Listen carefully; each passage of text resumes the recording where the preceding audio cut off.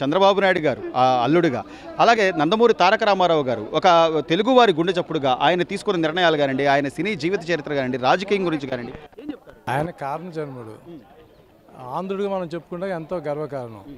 ఆయనతో ఇన్స్పిరేషన్తో, స్ఫూర్తితో యువత కష్టే ఫలి, కృషితో నాస్తి దుర్భిక్షం.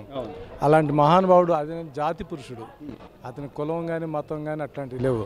అట్లాంటి ఆయన చూసుకొని మనం ఎంతో గర్వపడాలి. భారతదేశానికి రత్నం లాంటి ఆయన. యువత కూడా ఆయన ఆదర్శంగా తీసుకోవాలి. కష్టపడి వచ్చాడు పైకి.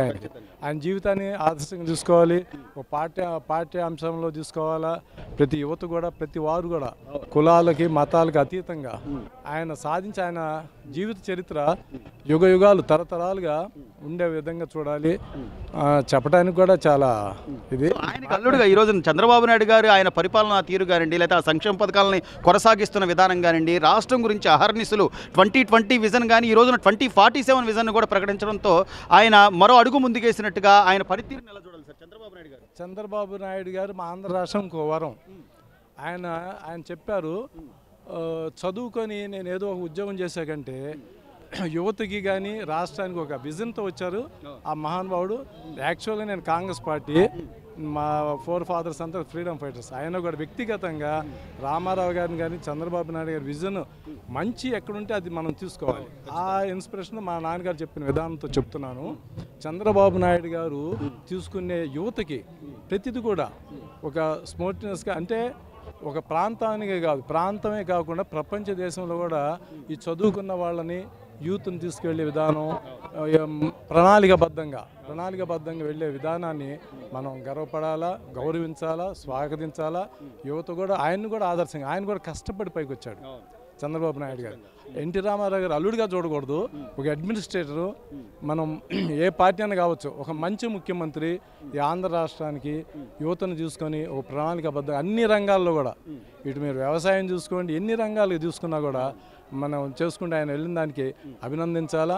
ఆయన నిండు నూరేళ్లు ఆయురారోగ్యాలతో ఉండాలని మనం ఆశీర్వదించాలి. పార్టీల పరంగా కాదు, కులాల పరంగా కాదు, ఈ రోజున ప్రతి తెలుగువాడు, ఖండాంతరాల అవతల ఉన్న ఏ తెలుగువాడైనా సరే నందమూరి తారక రామారావు గారికి భారతరత్న ఇవ్వాలి అనేది ఏకైక లక్ష్యంగా ఈ రోజున ప్రతి ఒక్కరు డిమాండ్ చేస్తున్న నేపథ్యం, దీని మీద మీరు ఏమంటారు? డెఫినెట్గా ఇవ్వాలి. ఎందుకంటే తెలుగువాడికి అని కాదు, మహాపురుషుడు మనకు తెలుగువాడికి ఇవ్వాలంటాం కాదు. ఓ జాతి రత్నాన్ని, అది ఎక్కడున్న కోహినూర్ వద్యం ఏ ప్రాంతంలో దానికి విలువ ఉంటుంది కదా, అట్లా ఎన్టీ రామారావు గారు ఎక్కడున్నా విలువ గల్లవాడిని విలువ కట్టి ఇవ్వాలా. భారత రత్నే కాదు, ఇంకెన్ని రత్నాలు ఇచ్చినా చాలా తక్కువగా అనిపిస్తుంది. వ్యక్తిగతంగా కాదు, అందరి అభిప్రాయం కూడా. ఇవాళ యువత కూడా వీళ్ళని జీవితాలను ఆదర్శంగా తీసుకొని ముందుకు వెళ్ళాలా. మనం ఆంధ్రలో కూడా ప్రపంచ దేశాల ఖండాంతరాల్లో ఒక విజన్గా వెళ్ళడానికి చేసే కృషి చంద్రబాబు నాయుడు గారిని అభినందిస్తూ, నిండు నూరేళ్లు ఆయన ఆయురారోగ్యాలతో ఉండాలని మనం కోరుకుంటూ, ప్రతి యువత కూడా ముందుకు నడవాలని నేను కోరుకున్నా. సార్, ఈ రోజున వజ్రోత్సవాల్లో పాల్గొనడం, ఇంత అంటే అశేష ప్రజానీకం తల రావడం కానివ్వండి, వీటన్నిటిని ఎలా చూడాలి? కుటుంబంతో సహా వచ్చారు, ఏం చెప్తారు? ఇవాళ ఎన్టీఆర్ వజ్రోత్సవాలు కారణంగా విజయవాడలో జరుగుతున్నాయి, అనగరంగా వైభవంగా జరుగుతున్నాయి. మరి ఈరోజు ఎన్టీఆర్ అంటే మనకి రాముడు, శ్రీకృష్ణుడు, ఆ దేవుడితో సమానంగా మనం ఎన్టీఆర్ని భావిస్తూ ఉంటాం. మరి ఆ మహానుభావుడి వజ్రోత్సవాల కారణంగా ఈరోజు మేము అంతా కుటుంబ సమేతంగా రావడం జరిగింది. చాలా గర్వకారణంగా ఉంది ఒక తెలుగువాడిగా మన ఈ యొక్క ఎన్టీఆర్ వజ్రోత్సవం జరుపుకోవటం. I'm very happy. అనేపాటికి కులం లేదు, మతం లేదు అసలు. అంటే ఈ రోజున ఒక తెలుగువారి పౌరాణిక చిత్రాలకు సంబంధించి రాముడు అన్న, దేవుడు అన్న ఆయన అనుకోవడమే లేదు. ఒక సాంఘికంగా సినిమాలు చూడాలంటే ఒక కటకటాల, అంటే ఆయన జస్టిస్ చౌదరి కానివ్వండి, లేకపోతే ఎన్నో సినిమాలు ఆయన చేసిన చిత్రాలు, అడవి రాముడు కానివ్వండి, లేకపోతే డ్రైవర్ రాముడు కానివ్వండి, ఇట్లా ఎన్నో చిత్రాలు నటించినటువంటి వ్యక్తిగా ఆయన ఒక నటనా జీవితం ఒకవైపు అయితే రాజకీయ జీవితం మరోవైపు. ఈ వీటిని ఎలా చూస్తారు సార్? అటు రాజకీయ జీవితం ఎన్టీఆర్ఏనండి. రాజకీయమైన, పౌరాణికమైన, లేకపోతే ఇంకా సాంఘికమైన చలనచిత్ర రంగం ఆయన పార్టీని స్థాపించి 9 నెలలకే ఆయన ముఖ్యమంత్రి స్థానాన్ని అధిరోహించారు. రాజకీయమైన, సినిమా జీవితమైనా ఆయన ఒక ఛాలెంజింగ్గా తీసుకొని ఆయన ఏ రంగం అయినా ముందుకెళ్ళడానికి ఆయన మనం ఆదర్శంగా తీసుకోవాలి ఎన్టీఆర్ గారిని. ఎన్టీఆర్ గారికి భారతరత్న ఇవ్వాలనేది అది ఎప్పటి నుంచో డిమాండ్ నడుస్తూ ఉంది. దానికి భారత ప్రభుత్వం కానీ లేకపోతే రాష్ట్ర ప్రభుత్వాలు కానీ పెద్దగా ఆలోచించాల్సిన అవసరం అయితే లేదు నాకు తెలిసి. ఆయనకి యునానిమస్గా భారతరత్నాన్ని ప్రకటించాలి. ఇప్పటికే చాలా ఆలస్యమైంది. భారతరత్న ఎన్టీఆర్ గారికి ప్రకటించడం అనేది ఇప్పటికి చాలా లేట్ అయింది. తక్షణమే భారత ప్రభుత్వం ఎన్టీఆర్ గారికి భారతరత్నాన్ని ప్రకటించాలి. సో ఆ మహానుభావుడికి అల్లుడుగా ఈ రోజున చంద్రబాబు నాయుడు గారు ఒక రాష్ట్ర ముఖ్యమంత్రిగా ఆయన తీసుకుంటున్న నిర్ణయాలు కానివ్వండి, మళ్ళీ అంటే గత 5 ఏళ్లలో విధ్వంసం అయిపోయినటువంటి అమరావతిని మళ్ళీ రూపురేఖలు తీసుకొస్తూ ఆయన చేస్తున్నటువంటి నిర్ణయాలు లేదా క్యాబినెట్లో తీసుకునే నిర్ణయాలు ఎలా చూడాలి సార్ ఒక రాష్ట్ర ముఖ్యమంత్రిగా? గత 5 సంవత్సరాల్లో చాలా విధ్వంసం జరిగింది. ఆంధ్ర రాష్ట్ర ప్రభుత్వం అది ఏంటి అనేది అమరావతి పూర్తిగా నిర్వీర్యం అయిపోయింది. మరి ఈ తరుణంలో మనకి గత 6 మాసాల నుంచి కూడా చాలా అభివృద్ధి పనులు జరుగుతూ ఉన్నాయి ఆంధ్రప్రదేశ్ రాష్ట్రంలో. గతంలో తీసుకుంటే నారా చంద్రబాబు నాయుడు గారు మరి హైదరాబాద్ ప్రాంతాన్ని మరి తెలంగాణ ప్రాంతాన్ని ఎలా అయితే అభివృద్ధి చేశారో అలాగే హైదరాబాద్ని తలదన్నే విధంగా మీ యొక్క అమరావతిని మరి ఒక అభివృద్ధి చేస్తారని ఒక నమ్మకం మాకుంది. తెలుగు రాష్ట్రాలతో పాటు ఎక్కడెక్కడి నుంచో అభిమానులు ఇంత పెద్ద ఎత్తున తరలి వస్తున్నారు.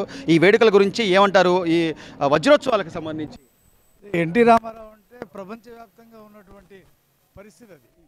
ఆయన అభిమానించని తెలుగువాడు అంటూ ఎవడు ఉండడు. తెలుగువాడిగా పుట్టినవాడు ఎన్టీఆర్ని ఆరాధిస్తాడు, అభిమానిస్తాడు. ఈ ఉత్సవం జరగడం అనేది చాలా గొప్పగా ఫీల్ అవుతున్నారు. రామారావు గారి గురించి తెలుసుకుందాం, ఆయన గురించి విందాం, ఆయన గురించి ముఖ్యమంత్రి చంద్రబాబు నాయుడు గారు ఏం చెప్తారో విందాం. ఇది వెంకయ్యనాయుడు గారు వస్తున్నారు, అనేక నాయకులు వస్తూ ఉన్నారు, వాళ్ళ కుటుంబ సభ్యులు వస్తూ ఉన్నారు. వాళ్ళు ఏం మాట్లాడతారో చూద్దాం, విందాం అనేటువంటి ఉద్దేశంతో వస్తున్నారు. సో ఆయన జీవితంలో 2 పార్శ్వాలు సార్. ఒకవైపు నటన అయితే మరోవైపు రాజకీయం. ఆ రోజున మరో పార్టీ అనేది లేకుండా కేవలం కాంగ్రెస్సే ఉన్న రోజుల్లో ఆయన ముందుకు వచ్చి ఒక పార్టీని స్థాపించి అందుకున్నటువంటి అఖండ విజయాన్ని ఎలా చూస్తారు? ఆయనకి వారసుడిగా అల్లుడిగా ఈ రోజున చంద్రబాబు నాయుడు గారు పరిపాలన తీరుని ఎట్లా చూడాలి? ఇప్పుడు చంద్రబాబు నాయుడు గారు పరిపాలన చేస్తున్నారంటే అది ఎన్టీఆర్ స్ఫూర్తితోనే చేస్తున్నారు. ఎన్టీఆర్ ఇచ్చినటువంటి సంక్షేమ రాజ్యం, అభివృద్ధి అన్నింటినీ 2 కళ్ళుగా తీసుకొని ఆయన పరిపాలన చేస్తున్నారు. ఎన్టీ రామారావు గారు వారసత్వాన్ని కొనసాగిస్తూ ఉన్నారు. అందుకనే తెలుగుదేశం పార్టీ ఇవాళ 73 లక్షల మెంబర్షిప్కి చేరుకుంది.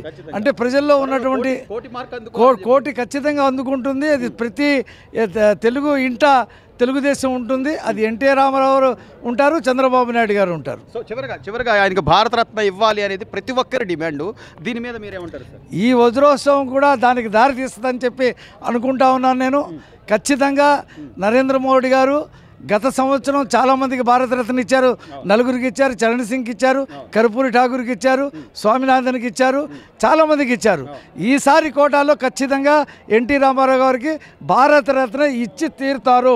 పైగా మేము సంకీర్ణంలో ఉన్నాం. తెలుగుదేశం ప్రభుత్వం కేంద్రంలో రాష్ట్రంలో సంకీర్ణంలో ఉంది కాబట్టి ఎన్టీఆర్కి ఈసారి భారతరత్న ఖచ్చితంగా వచ్చి తీరుతుంది. అయితే మూర్ఖులు ఉన్నారో ఏదో ఎన్టీఆర్ గారికి వెన్ను పోటు పొడిచారు లేకపోతే ఏదైతే చెప్పుకునే వాళ్ళకి ఈ భారతరత్నతో ఒక చెక్ పెట్టినట్టు అవుద్దంటారా? అంటే వారసుడిగా ఆయనకు అల్లుడు అంటే కొడుకు మాత్రమే వారసుడు కాదు సార్. ఆ రోజున కుటుంబంలో ఎవరున్నా కూడా వారసులే. ఒక పక్క కొడుకు ఎమ్మెల్యేగా ఉన్నారు, మరోవైపు పురంధరేశ్వరి గారు ఒక పార్టీకే అధ్యక్షురాలుగా ఉన్నారు. ఈ నేపథ్యంలో ఇలా చెప్పుకునే మూర్ఖులు కానీ లేకపోతే వాళ్ళని అవివేకవంతులు అనాలి, అలాంటి వాళ్ళకి ఏం చెప్తారు సార్? వాళ్ళు చరిత్రలు ఇప్పుడు కాదండి, ఎప్పుడు ఉన్నారు. గాంధీని వ్యతిరేకించిన వాళ్ళు ఉన్నారు, ఏమండి కృష్ణుని వ్యతిరేకించిన వాళ్ళు ఉన్నారు, రాముడిని వ్యతిరేకించిన వాళ్ళు ఉన్నారు, యేసు ప్రభువుని వ్యతిరేకించిన వాళ్ళు ఉన్నారు, మొహమ్మద్ ప్రవక్తని వ్యతిరేకించిన వాళ్ళు ఉంటారు. కాబట్టి అలాగే చంద్రబాబు నాయుడు గారు కూడా వ్యతిరేకించిన వాళ్ళు ఉంటారు. మళ్ళీ వాళ్ళ స్ట్రైక్ రేట్ చూడండి, 164 సీట్లు. ఈ 5 నెలల్లో జగన్మోహన్ రెడ్డి 5 సంవత్సరాలు చేయలేని పనులు చంద్రబాబు నాయుడు గారు చేసి చూపిస్తూ ఉన్నాడు. కాబట్టి ఈ ప్రభుత్వం కనీసం 20-30 సంవత్సరాలు అధికారంలో ఉండే రకంగా బాటలు వేస్తూ ఉన్నాడు, సంక్షేమం చేస్తూ ఉన్నాడు. ఖచ్చితంగా దీన్ని ముందుకు తీసుకెళ్తాడు.